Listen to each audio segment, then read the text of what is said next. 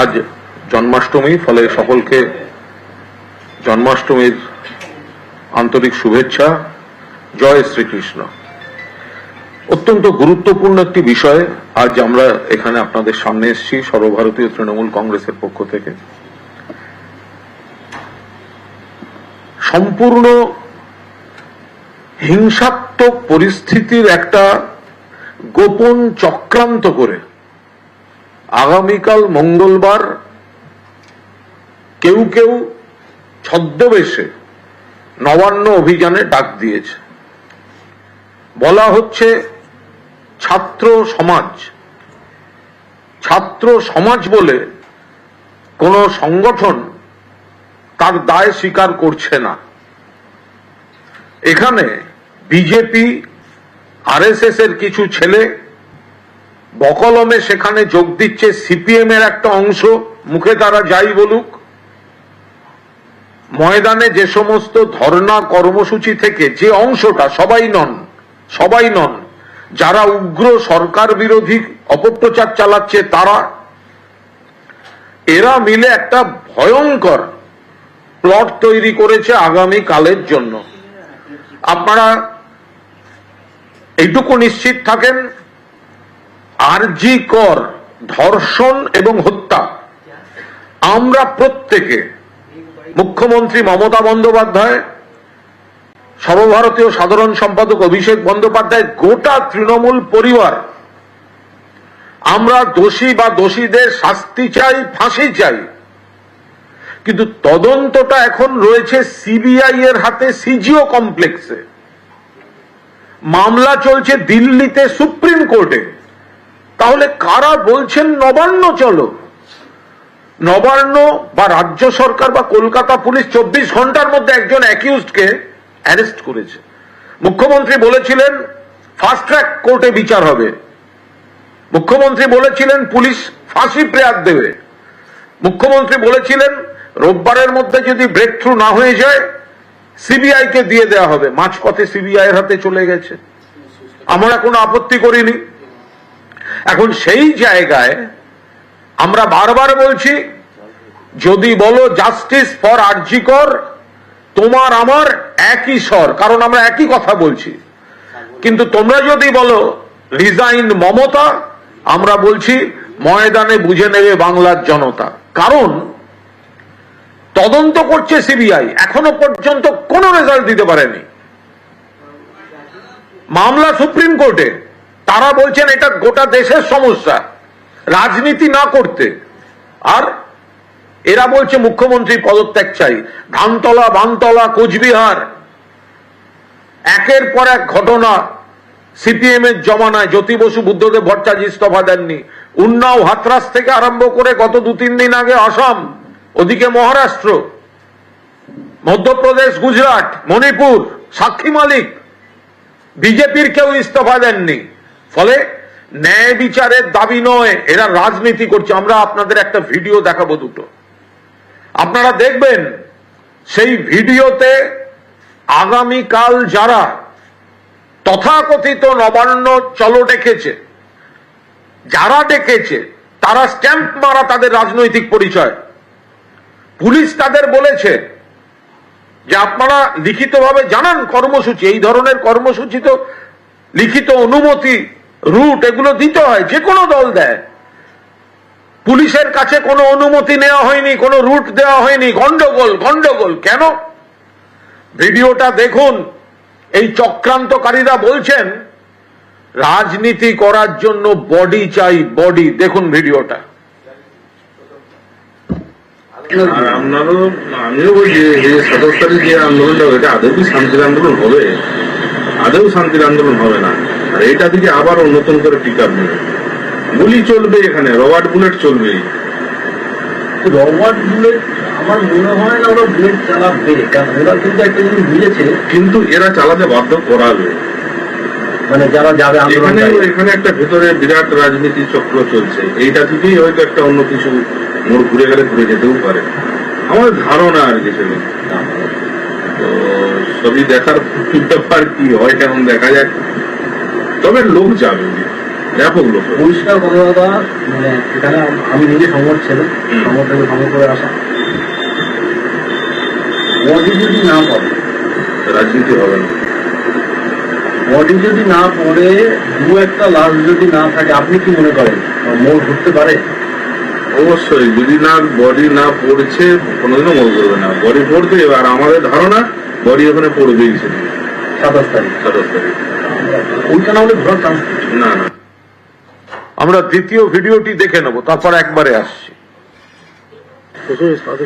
কি হবে? Supreme court হাত দিয়েছে দাদা 27 তারিখ।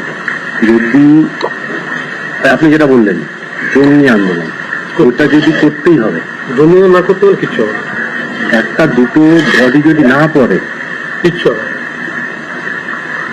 আপনি লড়বেন কি এরপরে? ফার্দার ইস্যুটা কি হবে আপনার? আপনি তো ওখানে আন্দোলন করলেন, চলে আসেন, ফার্দার ইস্যুটা কি হবে? আমি তোমাকে মারবো, হ্যাঁ, এটা কিন্তু যত মেরে ফেললে কিন্তু আর আমরা ভয়টা কেটে যাবে। একদম মারবো করে যদি ছুটা এখন, হ্যাঁ, তাহলে কিন্তু কাজ। এখন হচ্ছে মানে পরিষ্কার কথা হচ্ছে যেটা, সেটা হচ্ছে আপনি যখনই দেখবেন লোকগুলো যে পুলিশের গুলিতে একটা বডি পড়ে যাচ্ছে। আজকে ধরো সিপিএম ফরওয়ার্ড ব্লক একসঙ্গে থেকে, ফরওয়ার্ড ব্লক হচ্ছে তোমার সিপিএম এর বিরুদ্ধে, বামফ্রন্টের বিরুদ্ধে গিয়ে কিন্তু তোমার হচ্ছে যে আন্দোলন করতে গিয়ে 5টা ডেড বডি 5 জনকে গুলি করছে, মনে পড়ছে? একদম। আমরা একাধিক সূত্র থেকে যে ভিডিও পেয়েছি, তাতে প্রথম কথা হচ্ছে কালকের নবান্ন অভিযান বেআইনি এবং অবৈধ। বেআইনি এবং অবৈধ কারণ কোন দায়িত্বশীল সংগঠন প্রশাসন পুলিশের কাছে অনুমতি দিয়ে মানে ইন্টিমেশন দিয়ে তারা এই কর্মসূচি করছে না। এটা সোশ্যাল মিডিয়া দিয়ে লোক খেপিয়ে হাওয়ায় গন্ডগোলের চেষ্টা হচ্ছে। আবার বলছি, তদন্ত সিজিওতে সিবিআই, মামলা সুপ্রিম কোর্টে দিল্লিতে, আর কলকাতায় নবান্ন চলো বলে রাজনৈতিক উদ্দেশ্য প্রণোদিত গদির রাজনীতি করা হচ্ছে। যারা নির্বাচনে বাংলার মানুষের দ্বারা প্রত্যাখ্যাত হয়েছে, তারা হিংসা করিয়ে সেন্ট্রাল গভর্নমেন্ট বা অন্য কোন শক্তিকে এখানে ইনভলভ করতে চাইছে। এই ভিডিওগুলি আমাদের হাতে এসছে, আইনত যেখানে যেখানে দেয়ার তার প্রসেস সেগুলো আমরা করে দেব। কিন্তু আমরা মানুষকে দেখাতে চাইছি যে আগামীকাল কিছু চক্র, তার মধ্যে বিজেপি, এবিভিপি, আরএসএস এর কিছু লোক যারা এগুলো প্রমোট করছে, এর মধ্যে সিপিএম মনোভাবাপন্ন কিছু আন্দোলনকারী গোষ্ঠী তার মধ্যে আছে, বঙ্গ বিরোধী কিছু অপশক্তি যারা এলোমেলো করে দিতে চাইছে জায়গাটা, তারা রয়েছে। এরা আমাদের আশঙ্কা, আমরা বারবার এটা পুলিশ প্রশাসনকে অনুরোধ করছি দেখতে, বাইরে রাজ্য থেকেও নির্দিষ্ট গ্রুপ করে করে কিছু লোক বাংলায় নাশকতার জন্য ঢোকানোর চেষ্টা হতে পারে। পুলিশের পোশাক পরে, পুলিশের ভুয়ো পোশাক এরা তৈরি করে নিজেরা কোনো গুলি চালানো বা এমন কোনো কিছু করা যাতে সরকার এবং পুলিশ সম্পর্কে ভুল ধারণা তৈরি হয়। সবচেয়ে বড় কথা, একটা গন্ডগোলের পরিস্থিতি তৈরি হয়। ফলে আমরা বলছি আগামী কালের এই কর্মসূচির ডাক বেআইনি, অবৈধ। এখানে যারা যাবেন, কাল পরীক্ষা রয়েছে, পরীক্ষার্থীদের যাতায়াত, শান্তিতে পরীক্ষা হতে দেওয়া, যারা ছাত্র সমাজ বলে ডাকেন, তারা পরীক্ষার দিনে এই অরাজকতা তৈরি করতে পারে? আদৌ হতে পারে কখনো? গোটাটাই শকুনের রাজনীতি হচ্ছে। এর একটা আইন দিকও আছে, সেটা নিয়ে বলছেন রাজ্যের মাননীয় মন্ত্রী চন্দ্রিমা ভট্টাচার্য।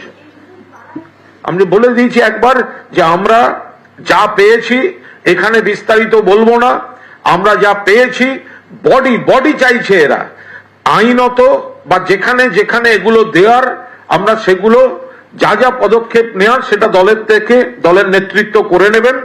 আমরা দেখতে পাচ্ছি এরা বডি চাইছে, বডি, শকুনের রাজনীতি করছে, শকুনের রাজনীতি। যদি সত্যি ন্যায় বিচারের দাবিতে কোনো মিছিল হয়, হতে পারে, যদি কোনো ন্যায় বিচারের দাবিতে মিছিল হয়, আমরাও তো বলছি উই ওয়ান্ট জাস্টিস।